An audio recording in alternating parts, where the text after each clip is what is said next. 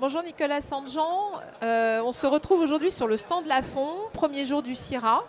Est-ce que pour vous c'est l'aboutissement d'un travail depuis finalement que Lafon a intégré le groupe Cepovett?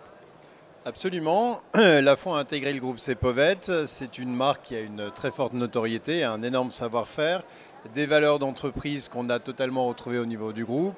Et à l'heure d'aujourd'hui, on se retrouve sur le CIRA parce que on a souhaité relancer l'activité autour de l'hôtellerie et de la restauration. On a réinvesti fortement à la fois dans la notoriété mais également dans la qualité des vêtements et l'ergonomie, toute la R&D. Et aujourd'hui, c'est un peu l'aboutissement. On se retrouve sur ce stand avec une nouvelle identité visuelle, donc un nouveau logo, une nouvelle histoire à raconter. Et puis pour nous, le CIRA, c'est assez intéressant. C'est aussi l'occasion de rencontrer des utilisateurs, nos partenaires, les chefs, nos partenaires qui sont juste derrière nous et qui interviennent régulièrement.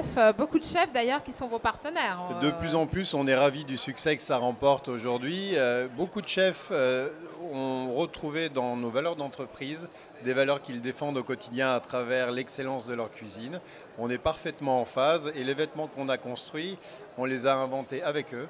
Ils ont contribué au développement, à la sélection des matières, à l'ergonomie, aux tests produits. Et on se retrouve aujourd'hui avec des gammes de vêtements qui plaisent énormément au niveau de tous les métiers qui sont autour de l'hôtellerie et de la restauration. On parle souvent des chefs, mais il y a également toute la population qui est autour. Et avec des vêtements qui correspondent à une nouvelle tendance où on va sur de l'éco-responsable, on va sur de l'éco-conçu.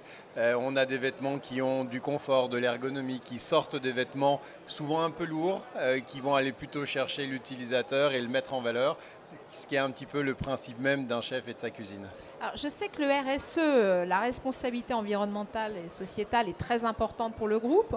En quoi Lafon finalement apporte sa pierre à l'édifice dans cette philosophie et dans vos valeurs?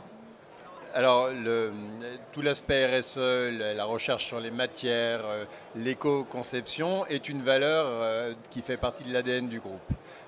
Évidemment, quand on a souhaité redévelopper avec Lafon et redonner à Lafon son image dans l'hôtellerie, la restauration et dans les cuisines, on a demandé à Lafon d'aller aussi puiser dans ses valeurs et d'aller chercher des matières qui vont permettre finalement de concevoir des produits avec une logique qui dépasse uniquement le produit, mais qui va également satisfaire tous les engagements que prend le groupe quotidiennement auprès de ses clients et de ses utilisateurs sur le respect de la planète, sur l'éco-conception, mais également sur le recyclage. On est très impliqué sur des filières de recyclage qui nous permettent de collecter les vêtements de nos utilisateurs, parce que finalement on est le numéro 1 en France et on met énormément de vêtements sur le marché. Notre responsabilité est aussi de les récupérer, de les réinjecter dans des filières de recyclage et dans certains cas d'aller jusqu'à la reconception de nouveaux vêtements avec. Alors, je vois aussi que vous utilisez le terme de histoire de famille. Finalement, c'est des histoires de famille, de plusieurs familles, puisque Cepovett, c'est déjà une famille, Lafon, c'en est une autre, et finalement, c'est une longue histoire qui se rencontre aujourd'hui entre deux familles. Absolument, on est dans l'histoire du vêtement professionnel en France. Lafon existe depuis 1844. Pour ce qui est du groupe Cepovett, on en est la 4e génération. Donc c'est une histoire qui nous permet aussi de garder nos racines, de réinventer notre quotidien en n'oubliant jamais d'où on vient, et de pouvoir innover, éco-concevoir, mais en même temps ne pas perdre notre ADN qui est d'habiller les gens, d'habiller les personnes qui vont travailler, qui font un métier noble. Notre rôle est de les sublimer et de leur apporter aujourd'hui les outils pour pouvoir travailler le mieux possible. Alors, c'est vrai que les chefs ont souvent cette vision, à la fois se dire je porte une veste qui est ancienne finalement dans son histoire, en même temps qui est très novatrice dans son style, et l'origine de cette veste vient du vêtement de l'ouvrier.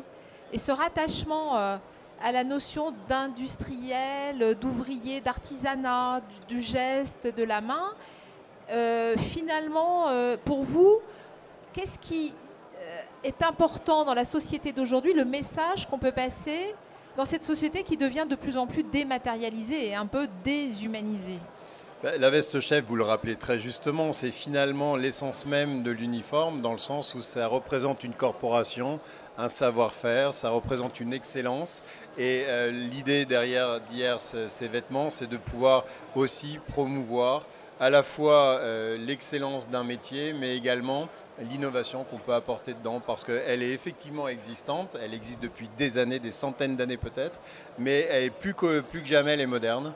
Elle est moderne dans sa forme, elle est moderne dans ses matières, elle est moderne dans sa façon d'être portée également. Elle est moderne parce que les nouvelles générations sont aussi demandeurs de beaucoup de confort, de formes nouvelles. On sort parfois de la veste traditionnelle pour aller sur des vêtements qui sont plus souples, plus innovants. Mais ça reste avant tout un outil de travail et un vêtement de protection. Merci beaucoup et bon salon. Bonne journée. Merci.